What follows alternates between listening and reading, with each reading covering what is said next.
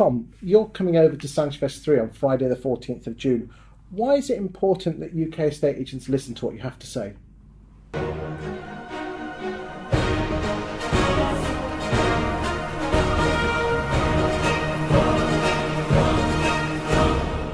It's not super important. Like, it's not mandatory.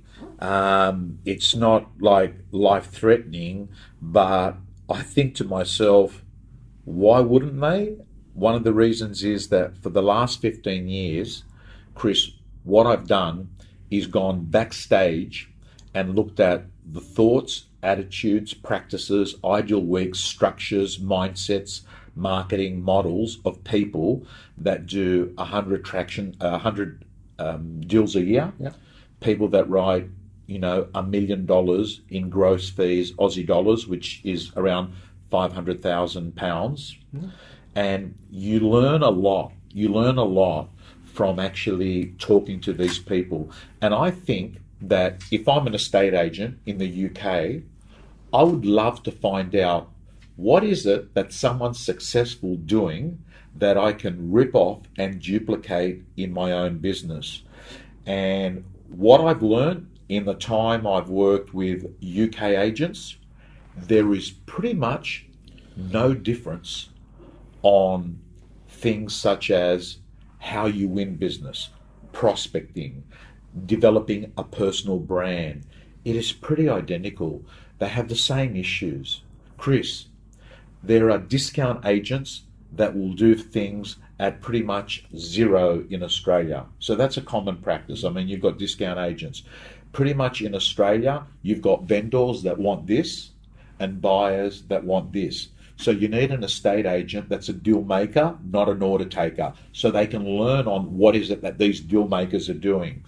Social media, like now, everyone is a media company. So how do you actually develop a personal brand online without putting a photo of your avocado and poached eggs? Because I think most estate agents post what they want to post, not what the market wants. So what I intend to do at Sanchez is give people a brain dump. This is what successful people are doing in Australia, and because the markets are pretty much the same, I think they're going to walk away with a template and a blueprint to go off and build a magnificent business. What qualifies you to come over from Australia? I mean, some people, not many people, might not know who you are. What's your background and how are you qualified to give this advice? So I opened up a real estate office when I was 20 years of age, and my business partner... 10 years ago. 10 years ago, yes. It's been a long 10 years. Rough paper round. Rough, yeah. So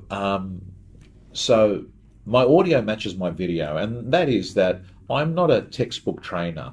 Even when I go back to Australia, when I leave here, I sit in vendor meetings. I still run an auction business. I will do every Saturday. So you're actually in the game at the moment. You're not just one of these gurus that just preach on. I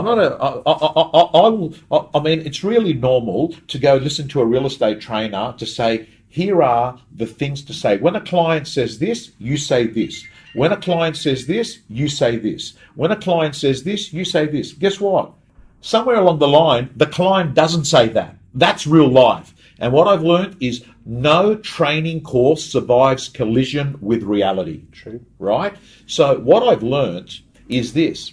Being an estate agent, being someone that set up a business, being someone that listed and sold real estate for a very long period of time, that gives me the authority and the permission to say, I feel the pain of an estate agent. I know what it feels like to go home and actually have spent 2 weeks thinking that you had a sale, and as you drove home, you got a phone call that said, Tom, thanks for everything. You're fantastic, but, I know that you go from the heights of exhilaration to the depths of depression in 24 hours.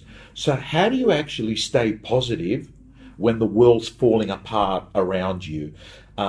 I think what gives me the authority is that I'm telling people stuff that I've already done, right? That's the first thing. The second thing is my business model is pretty much a lab. And what I do is I continue in doing research and development what's working, what's not working.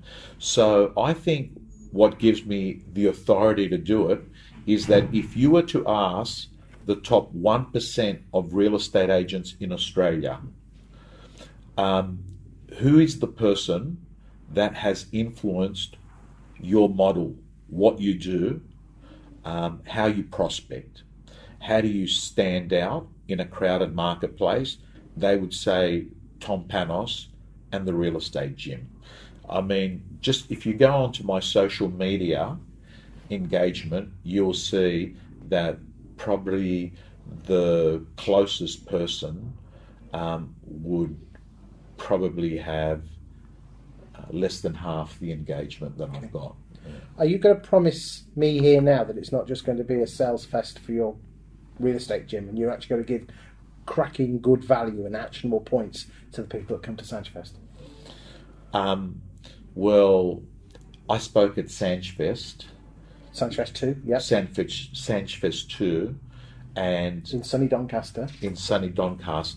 And I mean, Sanjay's in the room with us right now, and Sanjay would be able to tell you that I don't have commission breath, and I never ever plug a product. I use the law of attraction. I give out free content. You certainly gave a lot. I was there. So sorry. So that's, you were there? Yeah, I was on stage with you before. I was your warm-up act. Okay. That's right. I just remember. And we did videos. We did videos outside. We did, didn't we? Yeah, it was a lot colder than what it is in this room now. You know. There you go. So I think you're probably a good person to answer it. Did you think that I actually pitched any products?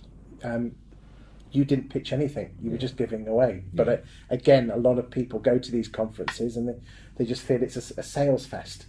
And I think it's important that the people, who spend their hard-earned cash coming, there's lots of events out there that they know they're going to get value, actionable value. Because let's be frank, it's hard work out there, isn't it?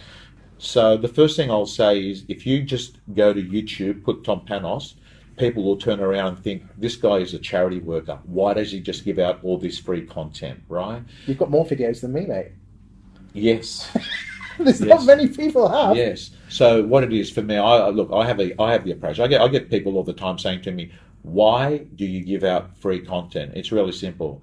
If they don't like what they're getting to you for free, well, it makes you think they're actually going to pay for you for any more. So it's actually not as dumb as what people think. At the end of the day, I think that what you've got to do is to be the person that provides the most education. And if people like your approach, they want more of it, they'll exchange their dollars for it. So, yeah. Thank you, Tom. Look forward to seeing you in June. Thank you.